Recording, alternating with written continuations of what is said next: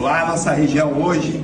Uma reunião muito produtiva do nosso consórcio, tratando da iluminação pública aqui da nossa região. É isso. Primeiro eu quero agradecer o convite, agradecer a recepção do presidente da Colisur, de todos os prefeitos. Trouxemos aqui uma notícia muito boa. Então, do KM 280 ao KM 315, são praticamente 35 quilômetros de iluminação. Nós já estamos com parte dos processos já protocolados na Enel e aguardamos, então, a ligação da Enel à nossa rede. E isso vai dar à população mais segurança para todo mundo que estiver rodando nesses 35 quilômetros. E, além de segurança, e também mobilidade. Muito obrigado. Tratamos também do trânsito da Regis Bittencourt.